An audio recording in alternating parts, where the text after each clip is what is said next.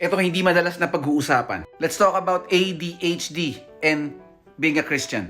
Oh, di ba? Hindi ko na didiscuss yung ADHD dahil marami na yan sa Google. Research nyo na lang. Pero I'm sure kung ADHD ka, hyperactive yung utak mo. And medyo you're having a hard time concentrating, mag-focus. And that physiological brain activity can affect on how you pray. Yung tipong you're talking to God, tapos biglang sumasa nga yung attention mo sa ibang bagay. Lord, thank you po sa araw na to for guiding me. Maraming pong salamat sa mga biyaya, sa food. Lord, nag-enjoy po ako sa isaw. Yung isaw, ang sarap. Parang, kung dapat sinubukan ko yung suka na isa yung hindi maanghang, yung medyo matamis.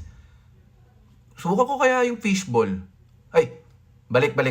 I'm sure kung ADHD ka, makaka-relate ka. Tapos, pag nagbabasa ka ng Bible, pwedeng ang haba na nung nabasa mo, pero nabasa mo lang talaga siya pero wala kang naintindihan. Kasi yung isip mo nasa ibang lugar na. Paano ko na